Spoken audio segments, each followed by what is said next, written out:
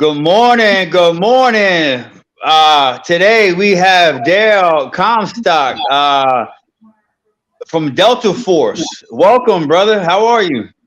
Very good, man. Thanks for having me on, Rob. Appreciate it. A pleasure and an honor for everyone to meet your acquaintance today. You're a true legend.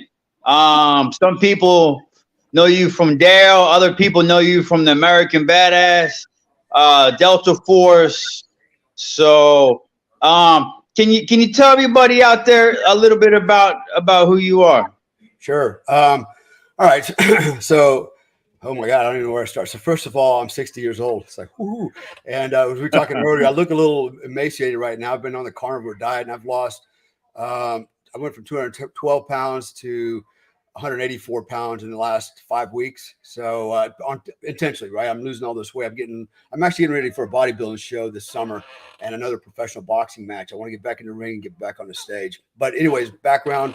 Um, well, I did 20 years in the U.S. Army as a Green Beret, as a Delta Force operator. 20 years. 20 years. I spent a few years in the 82nd Airborne Division as an infantryman, as a long-range scout. And then I retired in 2001, ended up getting recruited by OGA. I want to say the Alphabet Company as a paramilitary officer for them. And I did that for about nine and a half years, spent a lot of time downrange, Afghanistan, Iraq. Actually, I've been in every conflict from Grenada in 1983 to the present conflicts abroad, particularly, and last one being Yemen in 2015, 2016. I've owned several companies throughout the years. I've sold companies. I sold my first company. I sold a G4S Whack and Hut. They bought it because they were trying to get rid of the competition, i.e. me. And I was happy to sell them the company because that's why I built it, to sell it. And so I started many companies thereafter. I ended up on television for a while. My first TV show was on Discovery Channel, One Man Army. And then that led to NBC Stars and Stripes, where I was on there with Terry Crews. And then that, ended up getting basically recruited, if you will, and by a production company. And then ended up on more television shows and productions and things like that. I did that for a few years and then realized that, the Hollywood thing is, it's kind of fun, I guess, for a minute, but actually it was just not my culture. Honestly, it's not.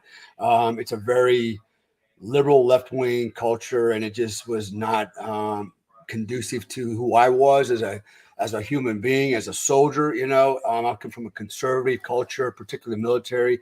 My dad was in the Army for 20 years. I grew up in that culture, spent 20 years in. My son's in the Green Beret. My sister, I can go into my whole family's got a military culture, and so it was a culture, it was kind of a culture shock for me out there. And I had a lot of potential. I was told by many producers if I would move to Los Angeles, they would put me on a lot of shows. And in time, they actually thought I could be the next Danny Trejo, right? And Wow. and I was like, yeah, I'm not that ugly, but okay.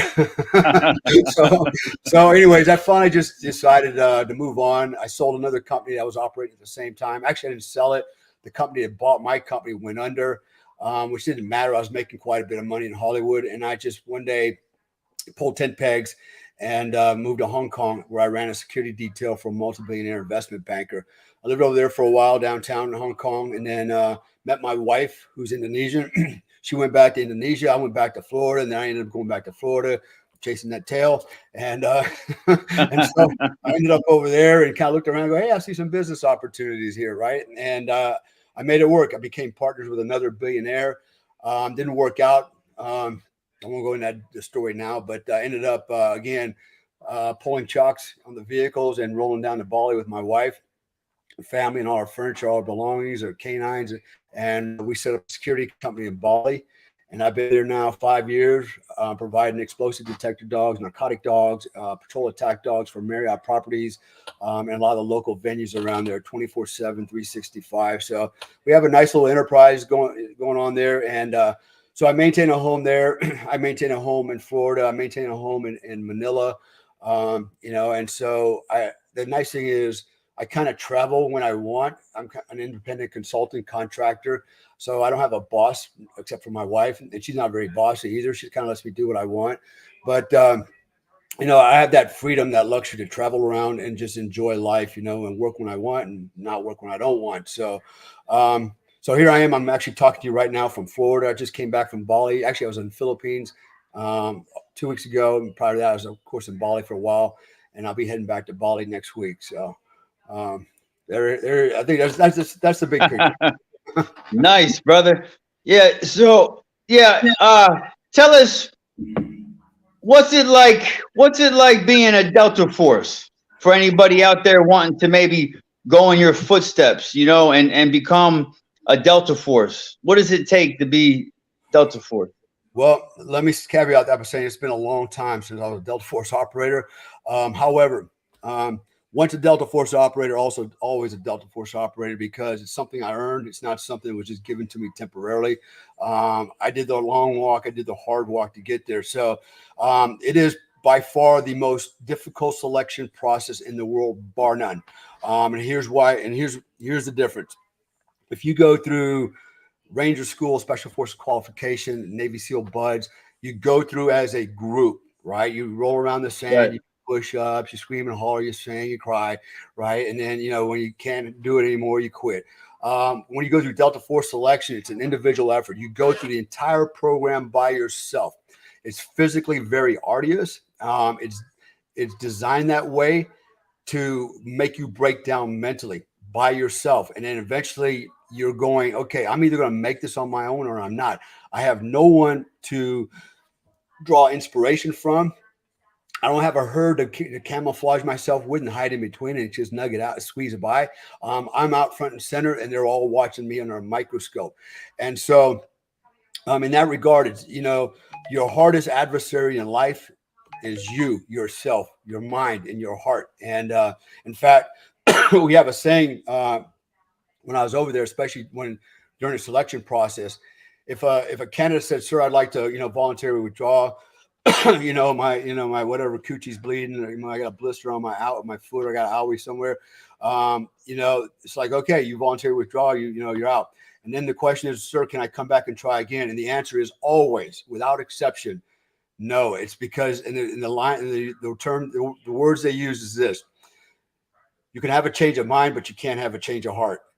And there it is, right? You can change your mind all you like, but what's in your heart, right? Your heart would have kept you Right. going. And, for people to argue, well, what if you're physically hurt? Well, if you're really physically hurt, they'll know that, right? And they'll pull you. But I know guys have gone through, literally on my team, with two broken legs, all right, and continue the course, duct tape themselves together, didn't say a damn word, made it all the way through. And then once the course was complete, they made it through this the commander's board. They made it through the final psychological evaluation, and say, "Okay, I took some medic now," and they're like, "Whoa," and so, so it really comes down to what's in your heart and how bad you want it. When I went through, so normally the courses are about 100 candidates. Courses are twice a year. My course had 110 candidates for whatever reason, I don't know. Of the 110 that went through, 6 of us completed the course and 3 of us were selected. I was the youngest operator at the time, at the age of 23, to be selected, when the average age is 33 for guys to get selected. So you have to have a lot of military experience, life experience, and you need to have some, you have to have some miles, man, on the tachometer, which I didn't. But what I did have is I had a big engine under the hood that got me through the program. So, there's a lot of other variables that are scrutinized right off the bat. For example, you can't just say, "I want to go to Delta Force." All right.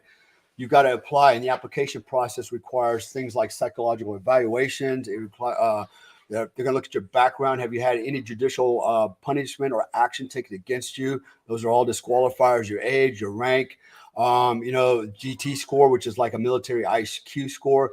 All these things are considered right before you're even allowed to apply to go to Delta selection. It's like, whoa. And so, and then, and if you make it through the actual assessment selection process, which is the physical part, it's also mental, by the way. And by the way, during the physical part, you get as much food as you want. You get as much sleep as you want. It's bizarre. It's like, wait a minute. Yeah. It's good food. I get good food and I get plenty of sleep. And, why is this so damn hard? It is the most weird thing, but it works. And, it's amazing the guys that just can't make it, because it always comes down to Your heart. All the good food and all the good sleep in the world is not going to get you through the course. They don't yell at you. They don't encourage you. They're very stoic. It's like you ask a question. It's like you're talking to a robot, and he gives you a very short, concise answer. What were your instructions? Blah, blah, blah. Okay, sir, how much time do I have? Do the best you can. It's like, whoa, just very short, and there's no browbeating, nothing. It's like you're talking to freaking, I don't know, man, like robots, but it's all done that way to break this down and break the heart down, and obviously see, which is going to give first, this or the heart, and hopefully you got the heart to keep going. The rest of it will work itself out. So very difficult. Probably one of the highest attrition rates in the world for any selection program out there. I know this is probably guys are going, no, that's bullshit. And they're talking SEALs, blah blah blah, because they've been sold on the whole SEAL, whatever. But I'm not disparaging the SEALs. I got a lot of SEAL friends, and we work with the SEALs. But the reality is, the selection process is different. Much different. And so, the guys that make it through Delta Force are the guys that you would least expect. They're not these big, hulky, athletic looking guys. They're your average looking guy. I weighed 164 pounds when I went through. 164 pounds. I had a lot of blonde hair, I wasn't very muscular, but I was fit. I was very fit. But it's not about being muscular. But what I had was stamina and endurance. I could carry an 85-pound rucksack for 40 miles and not stop. I mean, just go the mountains, it's a different, again, people go, they expect now, I'm big, and they go, oh, you look like a Delta Force operator, but actually, no, I don't. But you take the nerdy, skinny looking guy, that looks like a Delta Force operator, because the body is nothing more than a vehicle for him for the brain to function under. It's the weapon itself, right? And so you don't need a big body. Right. In fact, I would argue the bigger the bodies and the more muscular are, you won't do as well. You won't last as long. You don't have the endurance, the stamina, the speed, the agility, the reflexes. You just don't. And so, anyway, that kind of gives you a little broad overview of Delta selection. It's very difficult. Very difficult. I'm not saying it's unattainable. It is attainable. I was a dark horse. I should have never made it statistically. The odds were so stacked against me. I had a better chance of winning $1 billion lottery. And I'll be damned. I did it. And I did it for a reason. I did it and I made it because of how I think and not what I think. And that's, I mentioned earlier about some of my optimal performance coaching training. I actually teach people how to think in the science of success. Science, not philosophy, not willpower, because willpower is not going to get you through the course. Even though I said heart, some people equate, you got the heart, it's willpower. It's actually more than that. It's the subconscious programming that's going to get you through the course. And I do equate that to heart because there's feelings involved in that. But it's a science. They know it. There's at least 3 psychologists over there full time, and their job is basically to constantly tweak and adjust the machines and make sure they don't malfunction or go offline or something like that. Psychologically speaking. So I don't know if that answers your question, but it's kind of a broad overview. Yeah, absolutely, man. That's amazing right there. Thank you. I know that the people enjoy watching. Next up, so you wrote a book. Is the book? Can you tell us about the book American Badass? So what happened was I actually wrote the book in 2012. It came out on the 4th of July. And the reason I wrote the book is I was on a TV show with Chris Kyle, the American Sniper. Now, I never met Chris Kyle before. I didn't even know he wrote a book called American Sniper. I didn't have any idea, right? And we're sitting on the show, we're all bullshit. So he's the author of American Sniper. Yeah. Yep. Wow. And that's the guy you're working with. Well, I was working with him on a TV set on a TV show called Stars and Stripes. And people started talking about the book. I didn't know you wrote a book. He goes, yeah, well, I kind of wrote it, but I had a ghostwriter write it for me, and I said, oh, okay. And then the next thing out of his mouth was, he goes, you know what? He goes, but I want to read your book. I want to grow up to be like you. Now, at the time, he was 32, and I think I was 47, 48. And so I turned around and got on my phone, and I called my management team and go, hey, I got to write a book, right? And that's like, I've been thinking about it for a while. And And I said, it's time to write a book. I said, however, I don't want to write a book. I want to write an autobiography, but I don't want it just to be about me. I want it to be about lessons learned in life. And I want to inspire and motivate young American men. Because even back then I saw what was happening to the youth, the skinny jeans, the weirdness, the emasculation by the feminists and the women and the betas out there. And I was concerned that, man, they are going to dilute, masculinity and they're going to target our young men, and the warrior class, if you will. And I didn't want to see that, man, because that's not how I grew up. I grew up in the military with my father. I played Army every day. I grew up in that kind of a go-gi kind of lifestyle, the Spartan kind of mindset, because I was in the military, lived in the military communities all my childhood life up until I was 18, went to high school. So I wrote the book with that in mind. It's like, it's not, even though it's not a biography, it's as much about you as it is about me, is kind of how I term it. So I wrote the book in less than 6 months. Nice. It actually took me 3 weeks to write it. But then I had to, I sent it to some people to check the grammar on it and spelling, and then editing and binding it and creating an actual book itself, the cover, the whole process, registering it. So it was 6 months, which is actually pretty fast for publications. And and so everything that I did with the book was deliberate. For example, it's not a very thick book, because what I know is most people will not read a book from front to back. They'll read maybe 30%, put it down. Especially if it gets too long, right? So I wanted to make it short, concise, to the point, and lessons learned. So I think it worked out pretty well. And then on 4th of July, it actually came out and it did really well. But it's a book about my life stories up to that point in 2012, right? And how I grew up, my family, my father, the mentors in my life, my military experiences, and the lessons I learned, from some of my deployments downrange, about people, about humanity, and things like that. So, it's designed, I had to laugh one time. I went to an Amazon, one of the Amazon pages, and there was a critique on there by some chick, gave me a 1 star. She goes, I don't like the book. All he does is talk about himself. I'm like, yeah, because it's not a biography, but but anyways, whatever, it is what it is. You still there? Yeah, I lost you. Yeah. But yeah, your picture kind of blanked out on me.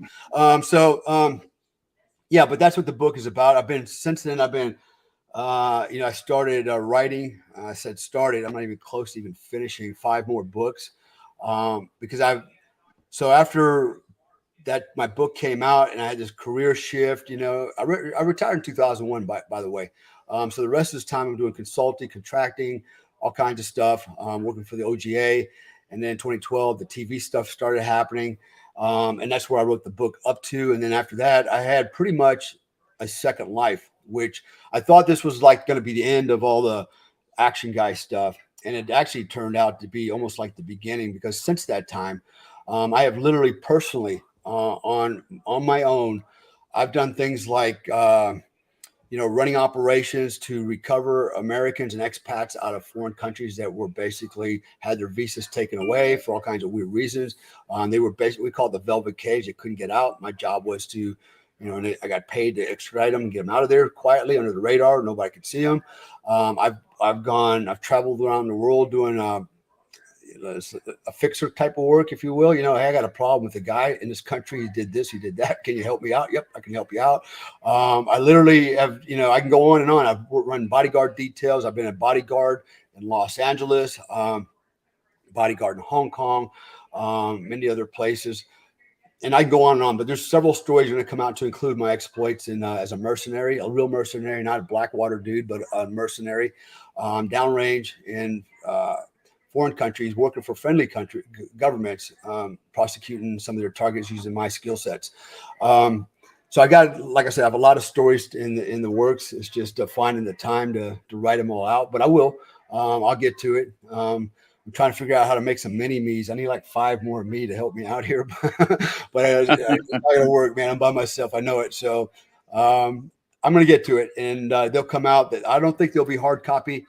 there might be some available as hard copies, but basically I'm gonna put them out as ebooks because that's what people are buying these days. They want a hard copy for an autograph, and maybe put it on their bookshelf.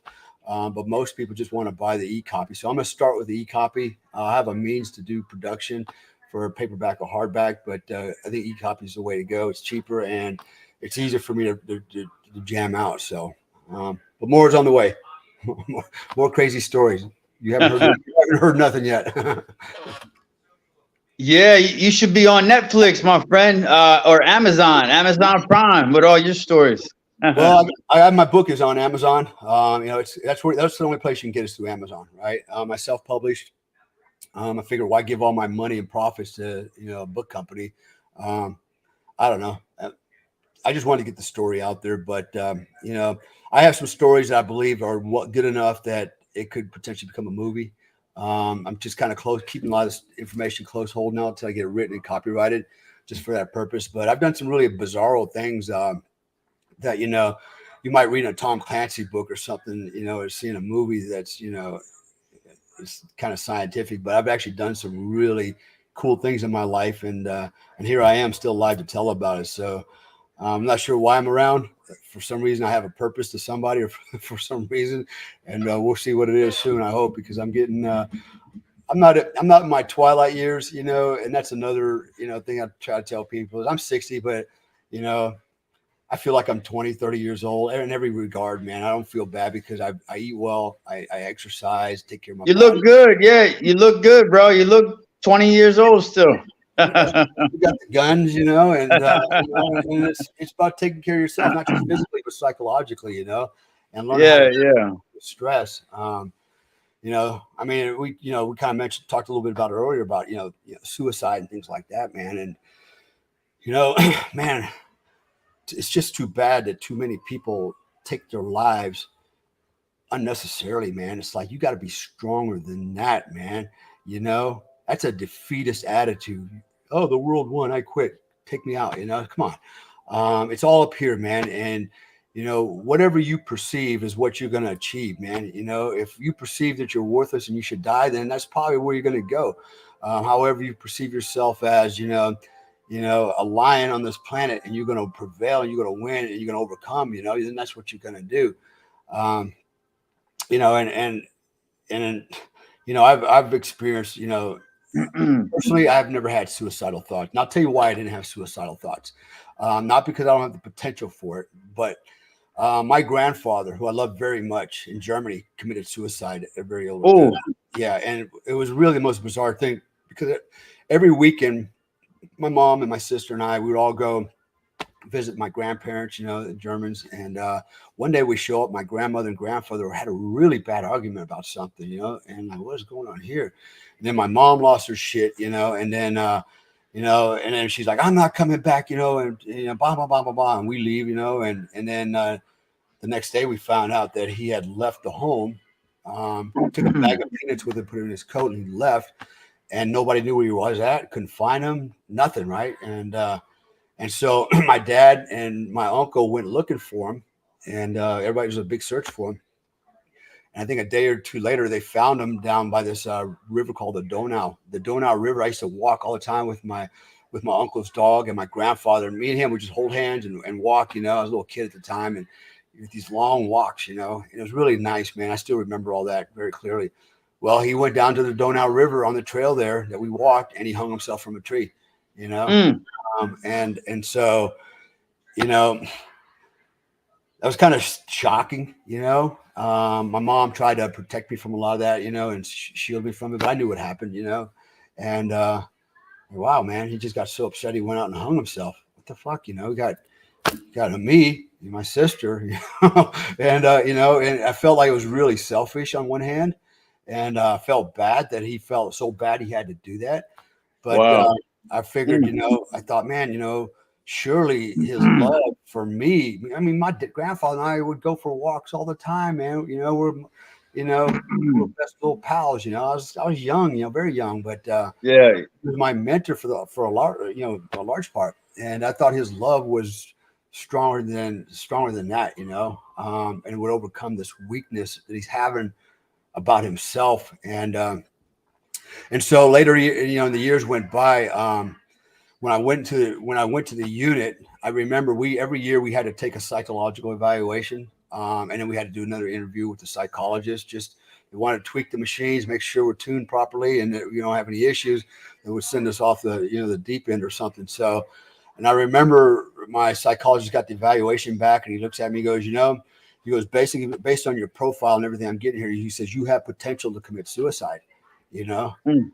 And I'm like, yeah, well, everybody's got potential. He goes, no, but you really have potential. Like you got all the markers for that, And he asked me, had anybody ever committed suicide in my family? Well, yeah, well, I know my grandfather did, And and so he goes, well, I just want you to be aware of that, And so knowledge is power, right? And so now what he has done is illuminated a potential issue in life, right? So they could pop up, and I need to be aware of that red light when it comes on, that what that could indicate. And so I've never forgotten that, and I would argue that by him telling me that, he's actually kept me from dunking myself, because at the time when he said that, I wasn't depressed. I wasn't down.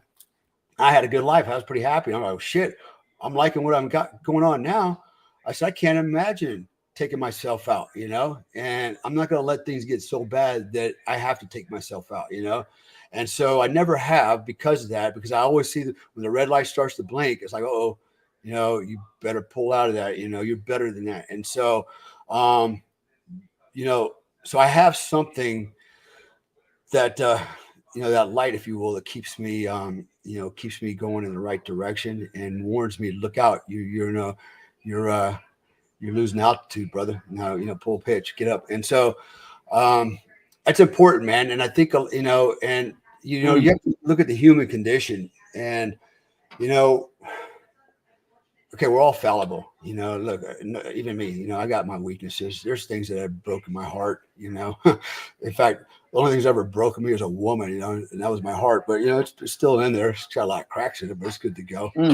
But, and my children, but ultimately, you've got to learn to cope. You've got to learn how to cope. And the best way, to cope is to learn, right? And I say there's 4 sources of knowledge, right, to help you cope and have that confidence to go on. And the first one is a formal education, whether it's at school or whether it's on the internet or whether it's, whatever, reading books, listening to a psychologist or a performance coach or whatever. That is a source of knowledge, right? Because suddenly, you're enlightened, like, oh, I didn't think about that. I didn't know that. And so then the second part is experience. When you start experiencing things like this and you see it happening around you with the other people, when you start losing friends to suicide, and you're like, what the hell? I just saw him yesterday. He was good to go. What went down, right? So, you start, you learn from experience, you learn from education. The third source is what I call hypotheses, the educated guess. It's hard to arrive at an educated guess unless you have some knowledge and you have some experience. You're much better to arrive at a solution or an answer for an issue, right? And by the way, I say, I keep saying issue and I don't say problem, because there's no such thing as a problem, and not in my world. There's only challenges. It starts off as an issue, identify it, and you go, what is this issue? Okay, you could say that's problematic, but I don't say the word. It's a challenge, It ain't looking good, but I'm going to win. I'm going to overcome this, right? And so that's my hypothesis. And the fourth one is what I call your intuition, okay? A little voice in the back of your head, that gut feeling. It's always right. It's always right. It's part of the subconscious. The subconscious controls 95 to 98% of your behavior. That's right. 95, we're running on an operating system in our subconscious, the mind. And that subconscious has been programmed by what? Conscious thoughts. So whatever you accept as a truth or as a lie, whatever, consciously, and you accept that, it becomes part of the subconscious operating system. And therefore your operating system is using that data that you put in there, which may not necessarily be good data, right? And so this is why I said it's important consciously to get an education, to get some experience, to arrive at, conclusions, long before you ever have to cross that road, that bridge, and lastly, listen to the intuition. It knows everything. We don't want to trust it, especially as men. We don't believe the intuition because why? I use a Freudian model in that we have the id, the ego, and the superego and the consciousness. Three assholes in the front seat making bad decisions all the time, right? Because we think we know it all, right? And we're motivated by all kinds of stuff, our ego and our desires and stuff like that. But we also try to look at things logically. Unfortunately, our logical thinking is skewed by information that we're bringing in that we accept as truth. And it's not, for example, we're programmed by our parents, our teachers, the news media, our figures of authority, all our lives. And so we accept most of that information as that it's got to be accurate because they said so, just to find out later in life, at my age, you go, damn, that was all bullshit. Right. And so I've been operating off that BS, in my subconscious. So, I guess what I'm trying to really go with this thing is at the end of the day, suicide's selfish. You got to be stronger than that. If you think you're having that red light come on, you need to talk to somebody that knows, somebody's been there, right? And not just a guy that's almost committed suicide and recovered. You need to talk to someone that's like me, for example. I've been warned. It's like you have strong potential to commit suicide if things go really sideways on you. And I've had a lot of things go really, really sideways and backwards and upside down. And I'm still here, killing it. But because it's how I think, not what I think. That's so important. How to think and not what to think. Okay, what to think is all kinds of data that people give you. A lot of it's just wrong or false or inaccurate. But if you know how to think, which is a science in itself, you learn how to filter all this garbage, filter all this information, and pick out, what actually matters and what's important and actually what works. And you program yourself for that.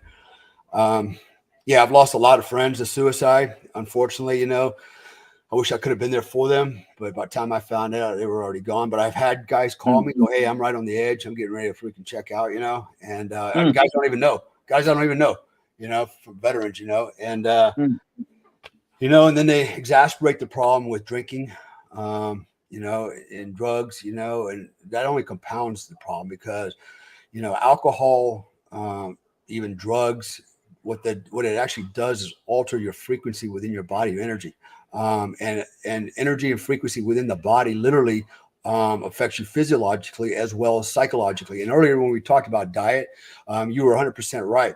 What you eat and your digestive system directly impacts your brain, not just how you think, but your brain. So when your brain is not functioning optimally because your digestive system's off, guess what? You're probably going to make good decisions. You're probably more subjected to, emotional, swings and sensitivities and things like that. And so taking care of your body is a very good first step. Get healthy, check your diet, eat right. Let's make sure that the vehicle is carrying this is functioning at optimal levels. It doesn't have to be bodybuilder stuff, but we need to be what we call homeostasis.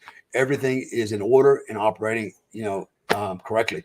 And then we talk about the brain and the minds, which are two separate entities, by the way. Right. Some people, the brain and the mind are one thing. No, actually, me and a lot of neurophysicists will disagree. The brain is an organ. You can touch it. It's got form, it has substance.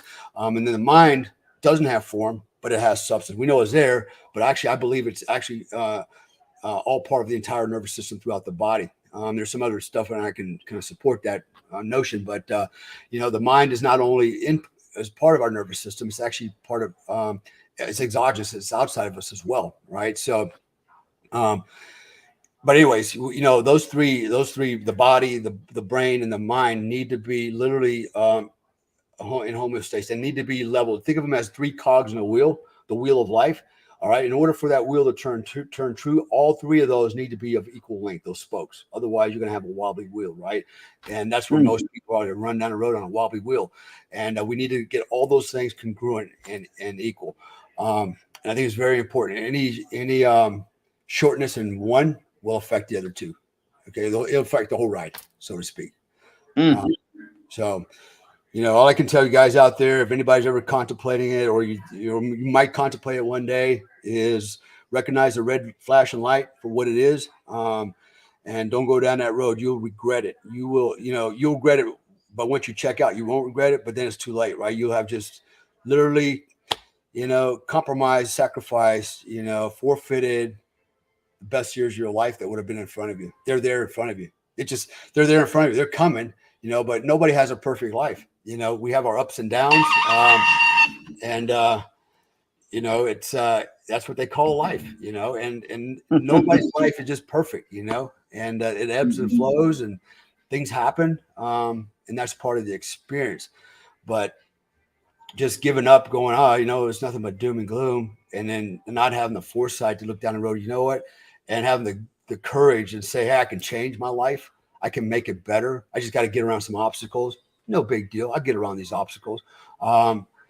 If you can't do that, you're not going nowhere. And everybody can do that. Everybody can do that. You're born with a brain, right? So use it. That's what separates us from the animals. And it's just sad state of affairs, man, And I know others that have committed suicide. I have high school friends jump off the Golden Gate Bridge, literally. No, the Oakland Bay Bridge, not the Golden Gate Bridge. But it's like, what's going through your mind? It's so bad that you got to kill yourself, Look at it like this. Maybe you did something bad. Maybe something bad happened to you. Okay, it's pretty bad. So what? Use it as a life experience that you can grow from and help other people grow from, right? Right. Turn it into a gift, Yeah, it was bad, but you know what? I'm going to give you a gift of experience, and lessons learned, so you don't wreck your life too. And that's why I said suicide is very selfish. It's very selfish. It's very selfish. And at the end of the day, you can go see a psychologist all you want. And what do psychologists do? Okay. They ask you a question and then you run your mouth for a long time. And basically what they become is a sounding board. Ultimately, you end up arriving at your own answer, right? Your own solution. Right. And the whole time you literally figured out your own problem. You just needed somebody else to talk to about it, so that it forced you to deliberate and map and start thinking about all these things. And then finally, you kind of, you kind of funnel it down to, oh, this is it. Why would I kill myself again? All this stuff up here was stupid. Here I am. And you begin, hopefully. That's what it comes down to. Counseling is really having somebody else just listen to you and nod their head, go, yep. Here's some statistic. Yep. Here's some more statistic. Yep. You just feed the machine. You're the one fixing yourself. If you can learn to do that on your own, then you wouldn't need to go see a psychotherapist.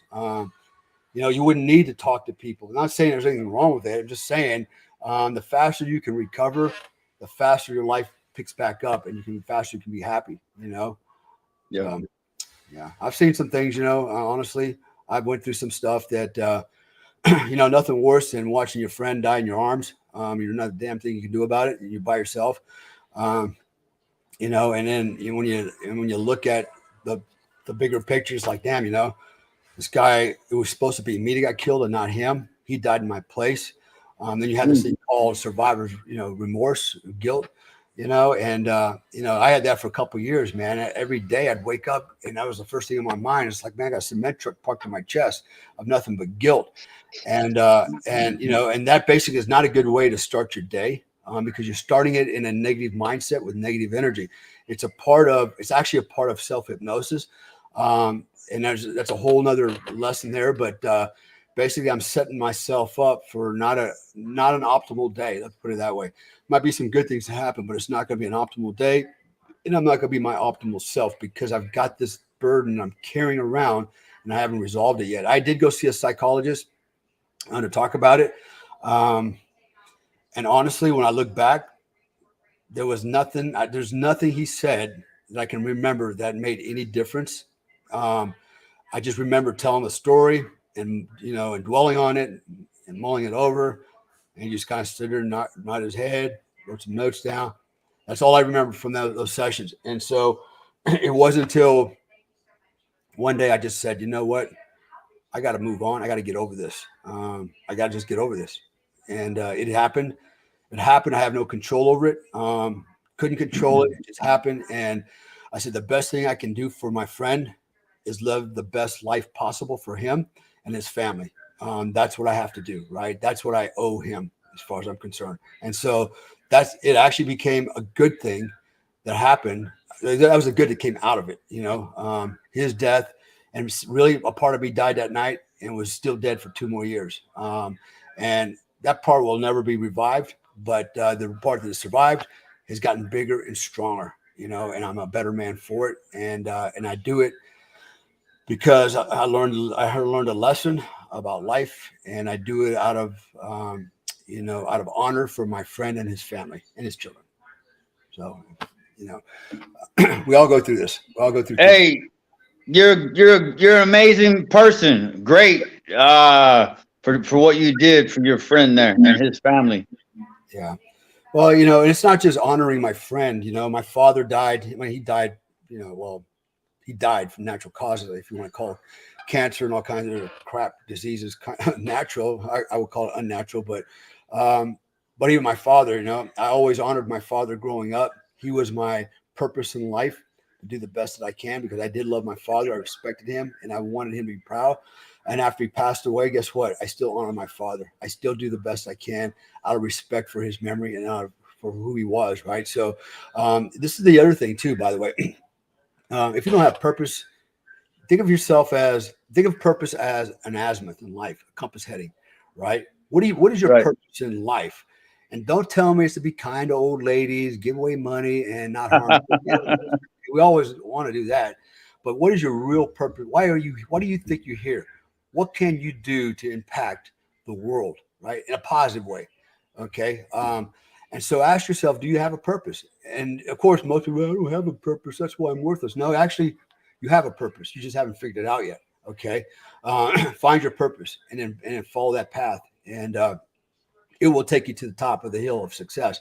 Too many people don't have purpose. They walk around through their whole lives aimlessly, trying this, looking at that, doing this, but they never make the effort to go up that hill.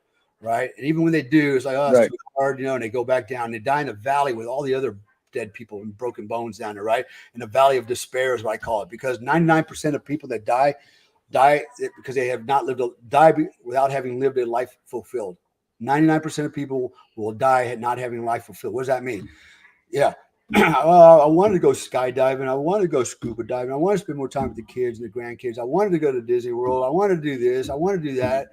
And what? And well, and then the dream killers come up. Well, I was married and finances, and I got sick, and my wife got sick, and this happened, my house burned down.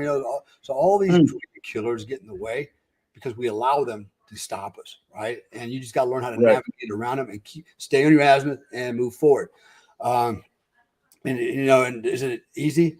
Well, nothing's easy, because if you want to be successful, it always starts with a struggle. If it was easy, everybody would be doing it.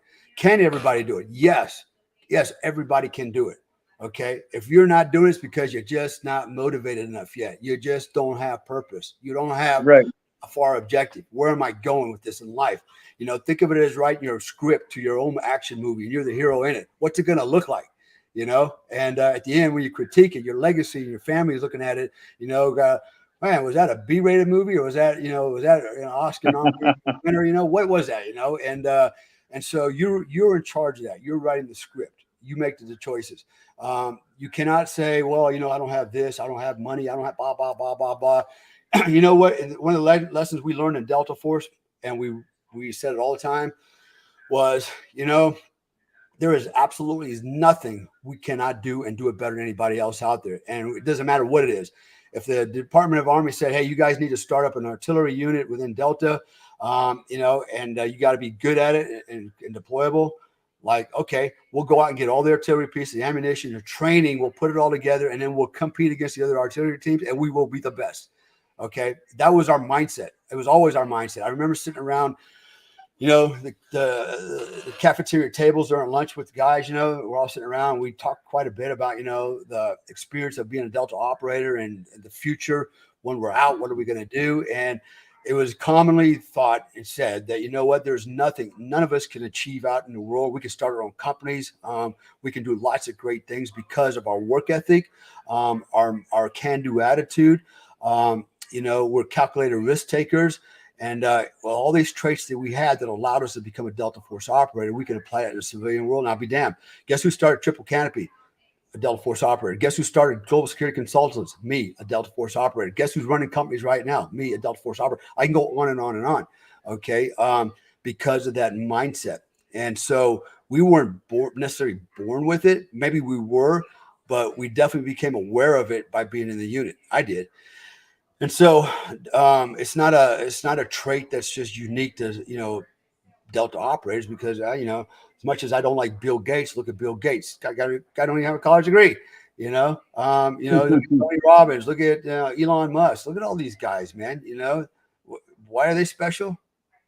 These guys, they put the work in, right? And so they created their dreams, as I have.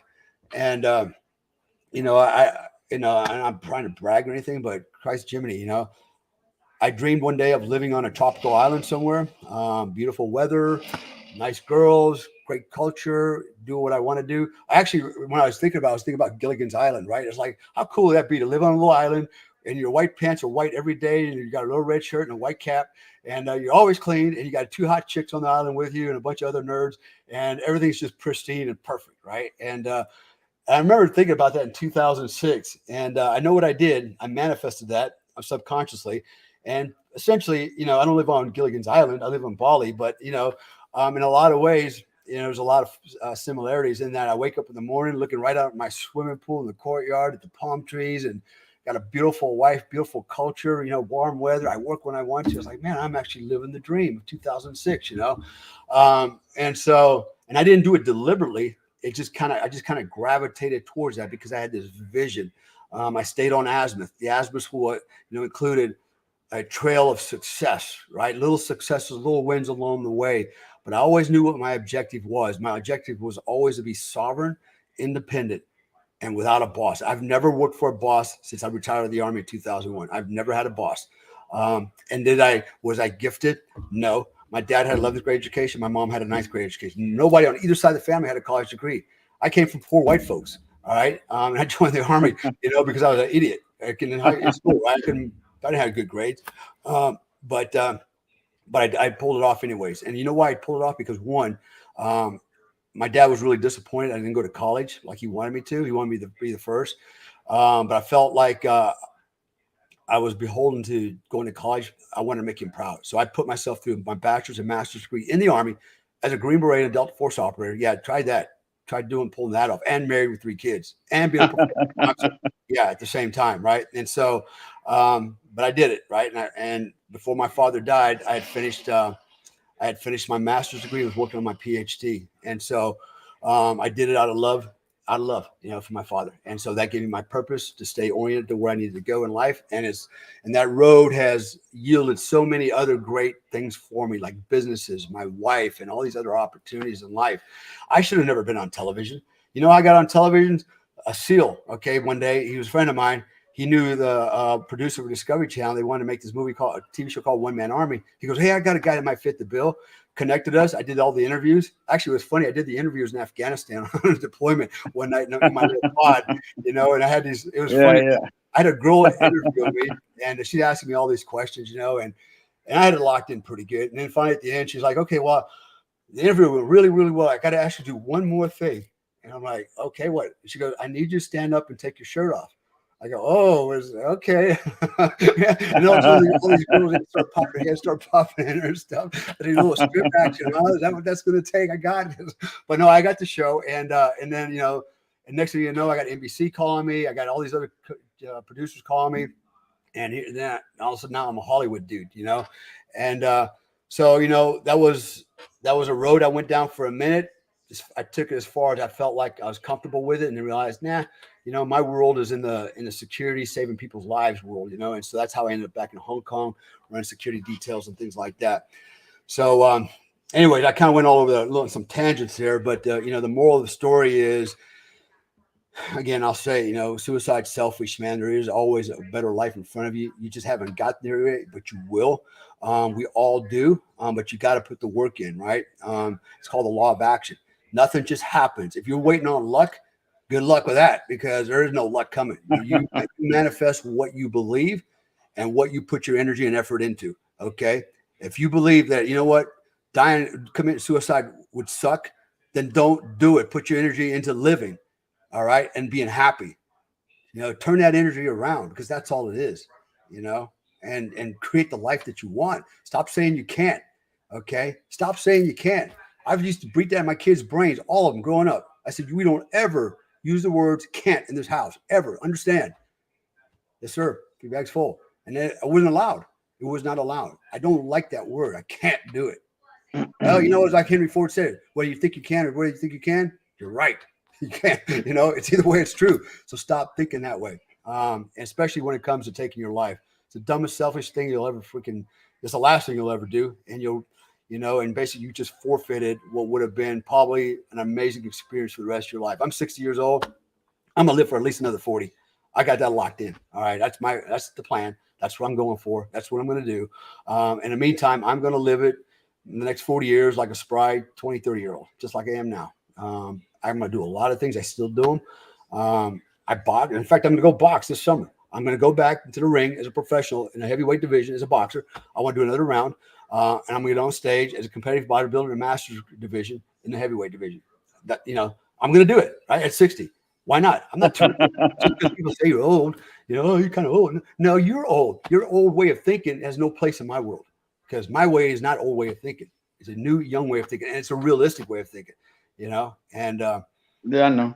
It comes to this, man. My tea. Hey, let's go, man. I'm ready to see you back in the ring. I'll go back. I've already kind of figured it out. What I'll do is, I'm going to do 4 rounds is what I want to do. 4 rounds, 3-minute rounds. If my competitor, if he's over 55, he can be any weight he wants, right? He can come in 300 pounds. I don't care.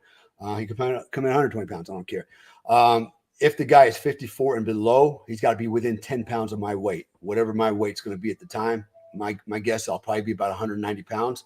And he'll have to come in at least 180.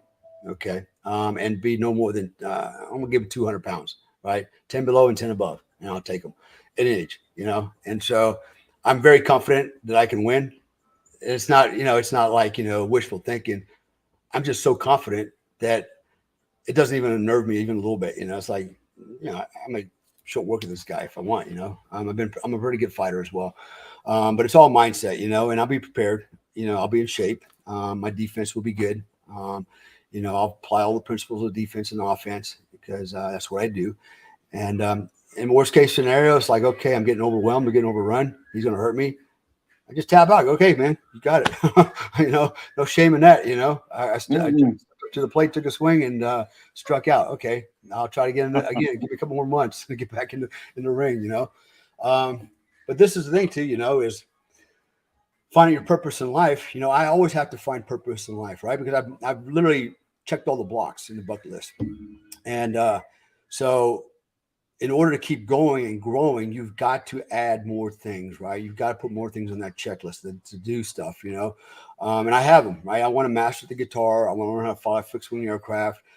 These are a couple things I want to do. I want to get back in the ring, get back on the stage. And I'm going to keep doing that for the rest of my life. And that's what gives me my purpose, my objective. And why do I do that, by the way, besides just wanting to feel good, feel young, and keep myself motivated and strong? I also want to do it to set an example for my children. Right. So, damn, Pops was 70 years old. He's out there fighting pro fights and beating the shit out of 20-year-old guys. Holy cow. I mean, that's where I want to be. Like, damn, my dad's 70 years old and he's freaking yoked, on stage, and he's winning. What an example that is for your children, right? And everybody else's children, right? Because when I grew up, in the era that I grew up, it's like if a guy was in his 30s, like, damn, he's got one leg in the grave, that dude's old. He's in his 30s, and that was kind of a prevailing sentiment for a long time, and for some people it still is, especially now it's 40s is the new 30s, and I had a guy who's like, yeah, I'm 38, I'm getting kind of old now. Things are starting to hurt and creak and squeak and stuff. And I'm like, are you kidding me? You're a young puppy, man. You know how old I was when I first started bodybuilding? 47. Okay. When I started, he's 38 years old. I go, do you know that you're in your prime between the ages of 40 and 50? You're in your prime at those ages, not at 30 or 20, like they would have you believe. Even boxing, I started at 32. Okay. I think I could have been a world champion, except, the problem was I was in Delta Force and I was a Green Beret and I was married with 3 kids and a full-time college student. I was like, yeah, I got to give something up if I really want to be a world champion, which I didn't. I just wanted to check that box, say I was good enough to at least get to that level, right? That was Right. my mission, right? So you got to keep something in the bucket list all the time. You have to keep reinventing yourself every few years. That's the other thing. Every few years, you got to take a hard look at yourself. Go, you know what? What can I improve on? What can I do better? How would I like to change? What would I, look at somebody that you really admire and go, you know what? I want to be like that guy, and then try to visualize that. And you'll actually manifest that. If, hey, I'm a big fat sloppy dude right now, but I want to get into some tight skinny jeans in 3 years or 2 years or in a year, and I want to look like this, and I want to be like an underwear model. Believe it. If you can believe it, you can achieve it. You got to think it, and then you got to invoke the law of action, and it can happen, right? So I do that. I always reinvent myself every 2-3 years. I reinvent myself, and I found that that's very helpful and very useful in one, maintaining my longevity. 2, keeps me from fading out, right? Like, Right. just kind of fading away in life. Hey, he's gone. Like, who's this? Damn, this Comstock again. What'd you do, man? And wow, you look different. Wow, you act different. Wow, you're doing different things. Hey, I'm on a diet right now, man. I'm looking pretty skinny right now, man, with my diet. Hey, that's the transformation, right? You might need it. Earlier, your gut biome, has a lot to do with your cognitive skills and abilities. But Right? I feel better. I feel better on my diet though. See, there you go. It's just little things like that, man. If you're contemplating suicide, work out, change your diet. You might actually feel better and different after you start doing it, because it all has an effect on your psyche, not just literally the organ of the brain itself, right? But actually the mind, how you're thinking and what you're thinking will all of a sudden like change. Like, why would I want to kill myself? I got a good body. I look good. All the girls like me all of a sudden. I'm gonna hang around for this for a while. Yeah. There's always women in the middle of it all, but sometimes women are the cause of it too. Sometimes women, oftentimes, are the cause of heartaches and and the maladaptive behavior, if you will, of men. It is what it is. We have feelings too. It's always discounted, but it is what it is. Bro, you're looking good. I'm digging your book. I'm digging the Delta Force thing. And I know you got a lot of, I don't know if are you still married now? Or are you single? No, I'm married. My wife and I have been together for 8 years. She's in Indonesia. Actually, she's in Bali right now at her home. Cute little thing. I mean, I say she is cute little because she's 90 pounds, 5 foot, very pretty, very sexy, very fit. She's got four kids, 3 grandkids. Just an amazing person, completely different, man. Not just, now we talk about marriage real quick. I've been married in the United States, and I'll tell you something. I don't know why any man in America would want to get married to an American woman, because there's nothing in it for him but potential grief, heartache, and loss of everything. 90%, 80% of women initiate divorces. 90% of college degreed women initiate divorces. And it's almost over 90%, almost 95% of the time, the men lose most everything, if not everything. I've lost all my premarital assets. I've lost my daughter. I pay a big chunk of money towards child support. In lieu of paying alimony, they literally gave her all my premarital assets. Like, damn, and handed me all her taxes to pay too. It's just got crazy, right? And so, I'm like, I will never, ever marry another American woman. This system is so broken, so wrong. And the culture now has just gotten so, sideways. It's like, damn. And so, I married an Asian woman. I'm not racist. I'm a white guy. Okay. And I married an Asian woman. And by the way, she's Muslim. She's a Muslim Asian woman. All right. Now, she ain't a good Muslim. She wears booty shorts and boobs hang out, and she wears fingernail polish and, and likes to dance. But, nonetheless, that's her religion. And there's guys out there now, you may have heard of them before, called the passport bros, MGTOW, men going their own way. So there's a large movement of men, a trend of American men going abroad to find their bride, find the women they want to be with, because of the gender roles are different, the culture is different. And, I actually put a post out this morning on Facebook about, look, man, I don't want a woman coming up to me and go, hey, I'm a good woman because I have my own job, make my own money, I'm independent, I have my own career, blah, blah, blah, blah, blah. And I'm like, yeah, well, I don't want to marry another man. Okay, I want a woman. And so, we're not compatible. And this is actually like a lot of men, how they feel. And so we have this culture where men and women are, in large, now antagonistic thanks to the feminist movement. They have really poisoned the minds of a lot of women. They've poisoned the legal system. And like I said a minute ago, there's no incentive for American men to get married to American women. I will tell you right now, hey, just date them, but don't get them pregnant. Just date them, have fun, but be your own man, do your own thing, and don't let them bring you down, because no matter how great you think this person is or how much you love them and how bad they're doing it, there's always a better one right down the road. There's like buses. Keep coming. And men, by the way, as we age, we're like fine wine. We just get better and better and better. Women, they got a shelf life. They start getting over 35. It's like, in Indonesia, if a woman's more than 25 years old, everybody's like, what's wrong with you? And she could be as pretty as hell. Like, what happened to her? She's 25 years old. She's considered like, nobody wants her. She's all washed up at 25. Okay. My wife was married off at 15. Married off. Her mom married her off, right? It's Muslim type thing, but what didn't work out. She wasn't happy. She ended up with a bunch of kids that father didn't take care of. But again, I will caution guys out there, man, do not let a woman control you, pull your heartstrings and take advantage of you, man. If they're not bringing something to the table, like something really tangible and substantive besides their cootie cat, like a cheese steak, like a nice steak, huh? If they ain't bringing those steaks to the table and they ain't cooking it, I don't need you. You better learn how to cook it, right? Because if you ain't bringing a ribeye, then we ain't talking. Exactly. I'm gonna bring you actually cook it, all right?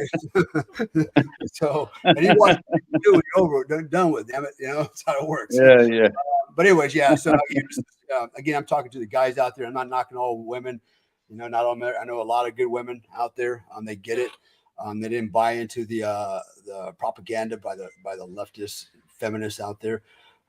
But she's my wife's Indonesian. We've been together for 8 years, and it's almost like every day is our first date. It's amazing because we do have gender roles. She knows I'm going to bring in the bread, the income.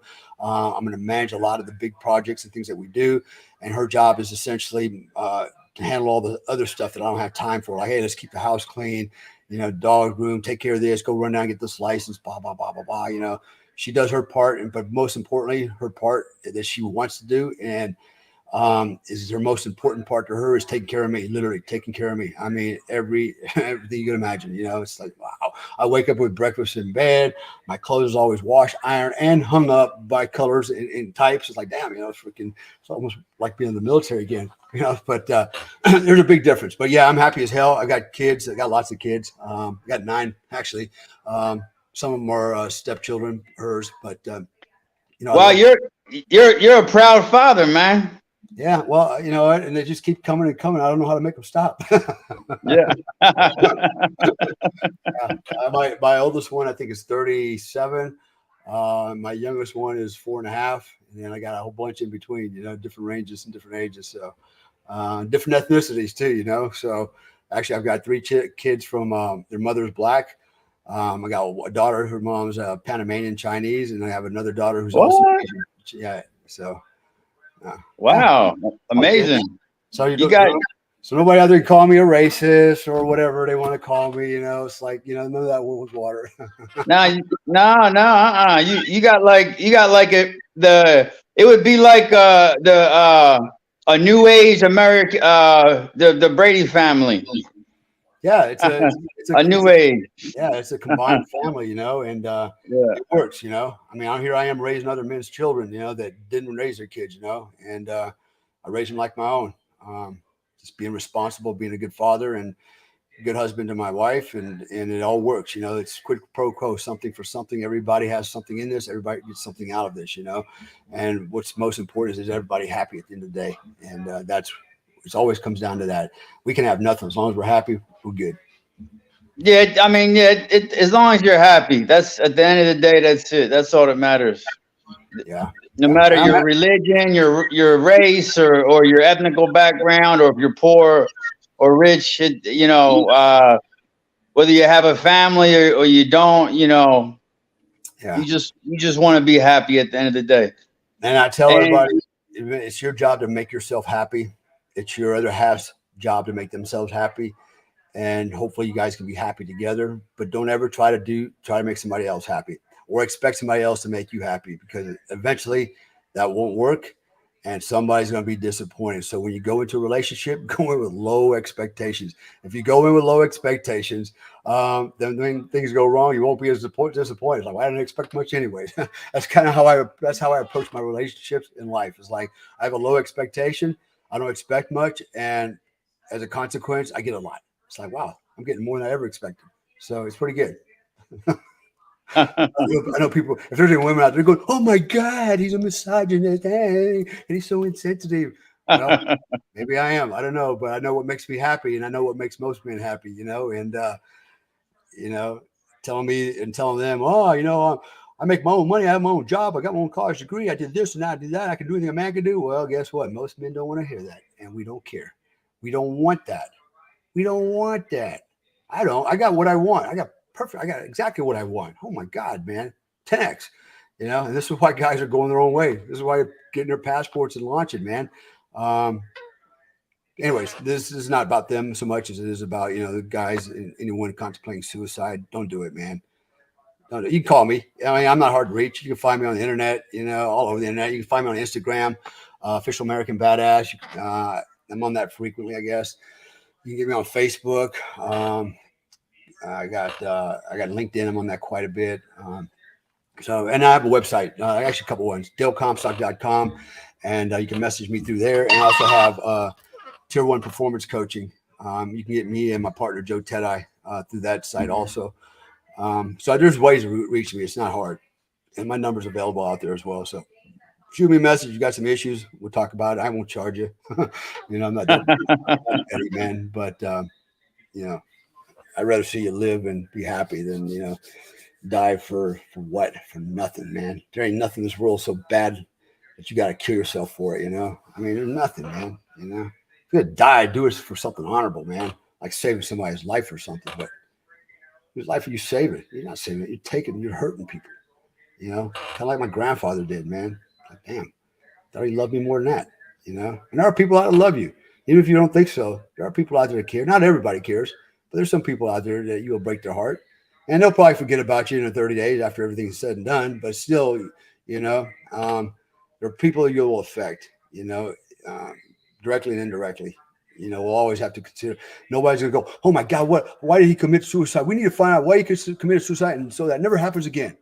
Well, his heart was broken by a girl. Well, we got to stop that. How are you going to stop that? You can't. That's just life. You just got to learn how to cope with it. You just got to learn how to cope with it. 4 sources of knowledge. I mentioned that earlier. So, anyways, here we are. World according to me. Well, everybody, you can contact Dale through his social media. He's available. He cares. He's a loving dude. And he's here for you guys, and he'll make time for you.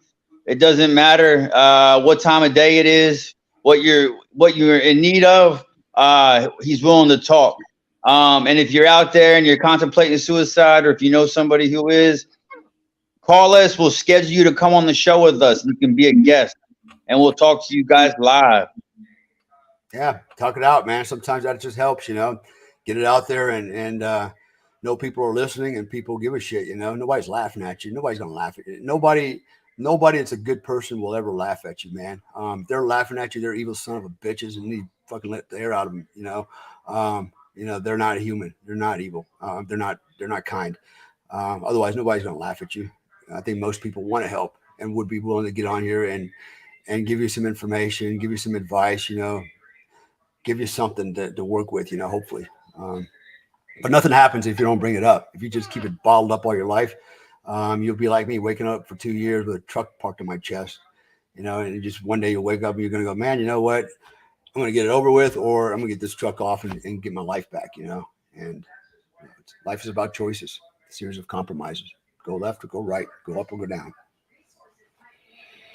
You guys heard it from Retired Delta Force, Dale Comstock.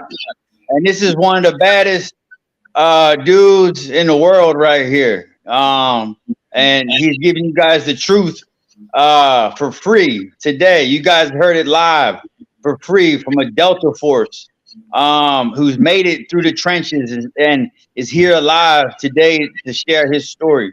And he has a book, and he has a few other books coming out that you guys are all going to get to see that might be turning into some big movies. So stay tuned. We're going to have Dale back on our podcast here shortly, maybe in a couple of weeks, to have a follow-up to hear more about Dale's life so we can kind of stay updated with him. The American badass, the true American hero. We appreciate you, Dale. Anything else you want to close out with us today? No, thanks a lot for having me on, man. I think this was actually a very a good topic to talk about. I'm not sure I buy into the whole 22 suicides a day, but maybe I'm wrong. I don't know. If that is a real number, then Jesus, man, that's a lot of people, dumping themselves. I mean, life can't be that bad, man. It can't. It's never that bad. It's what you perceive as bad, right? It's always a perception. You got to change how you think. And so, if I can ever help you, whether it's just want to talk about some issues you're having and see if you can work through it, I'm fine with that. I don't charge for that. I do have formalized training and coaching to help you grow. My coaching is not designed to pull you out of a suicidal mindset. My goal is, and my coaching is designed to take you from a stable mindset to now building on it and becoming the best version of yourself. So, most of the suicidal guys are on the left side of the start point, and the guys I'm going to go to are on the right side of it or at the start point that I can build on. So both of those available in those programs, but just outright talking to you, that's fine. I'll make the time for you. We'll figure it out. Heck yeah, brother. Heck yeah, absolutely, brother. It's an honor and pleasure, man. To have you on here. Much respect and to you and what you're doing out there for everybody and everything. So, well, once again, thanks for having me. And anytime you want to do this again, let me know. And be happy to share my knowledge, my wisdom out there for what it's worth to anybody. So. Absolutely, brother. Well, we salute you. The world salutes you. America salutes you. The American badass, Dale Comstock, Delta Force. All right, appreciate it. Have a great day. Have a great day. Bye-bye.